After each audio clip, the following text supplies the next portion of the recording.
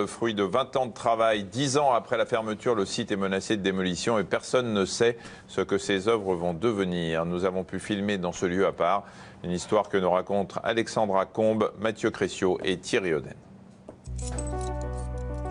Christian Sabas est le seul à avoir encore les clés du pavillon 53. Un lieu unique d'expression libre, un atelier d'art comme figé dans le temps. Cet ancien infirmier psychiatrique est le gardien de ses souvenirs. Celui-là, il est joli comme tableau. C'est quelqu'un qui avait ramené de son hospitalisation son bracelet de contention parce qu'il avait été attaché à un lit et finalement il s'est tiré avec le bracelet.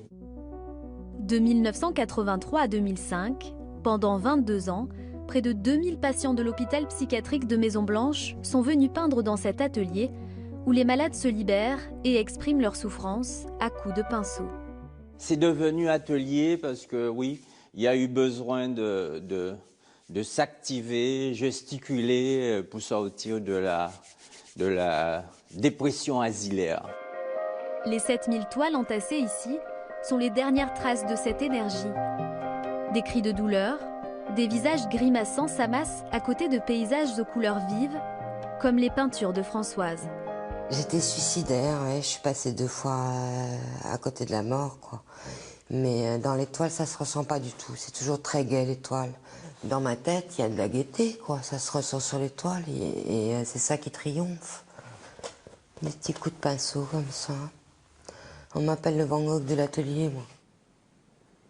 Chaque fois qu'elle le pouvait, Françoise quittait sa chambre d'hôpital pour rejoindre l'atelier juste à côté.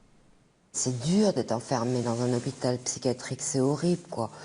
Et pour beaucoup de patients, c'était vraiment formidable de pouvoir venir ici s'exprimer dans la peinture, parce que c'est un défoulement énorme aussi, parce que ça vide la tête de toutes les angoisses, de tout ça. Des psychotiques, des cas souvent très graves, s'installaient toute la journée dans ces 1500 mètres carrés d'atelier. Un espace sans aucune règle, loin des soignants et des psychiatres. Cyril, lui, n'a jamais pris le pinceau, mais il a passé de longues heures à observer. Ce peintre, je l'ai connu lors de sa première hospitalisation à Maison-Blanche. C'était mon voisin de chambre. Il me disait qu'en fait, c'est un peu... on est là dans un monde où on n'est plus qu'un dossier sur le bureau du psychiatre et on est dans un anonymat face à des gens qui vous regardent avec vos pathologies et c'est tout.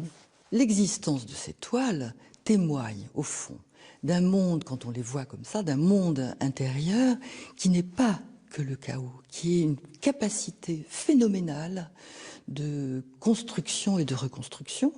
Et l'extrême diversité des toiles qu'on voit dans cet énorme pavillon en témoigne.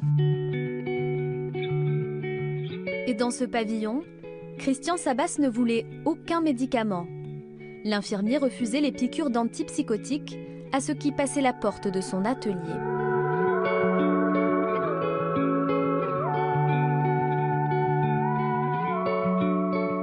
C'est une porte de sortie. Quand je fous une toile blanche, c'est comme si je fous un lit, ce qu'ils appellent un lit dans un pavillon. Alors je blanchissais, je préparais la toile, je préparais le lit pour le mec, et il pouvait s'allonger dessus. C'était pas vraiment, ouais, on va faire de la peinture, on va faire de la peinture.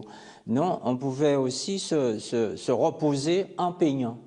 Et donc ça n'avait rien à voir avec le fait de prendre un traitement, un médicament, tout ça, quoi.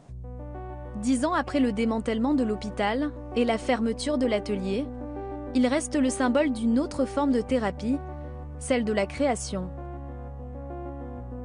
Un musée peu banal, aujourd'hui menacé de destruction. Et pour conserver ses 22 ans de travail, Christian Sabas rêve qu'un jour, le site soit classé monument historique. Et on retrouve maintenant Solveig pour sa chronique.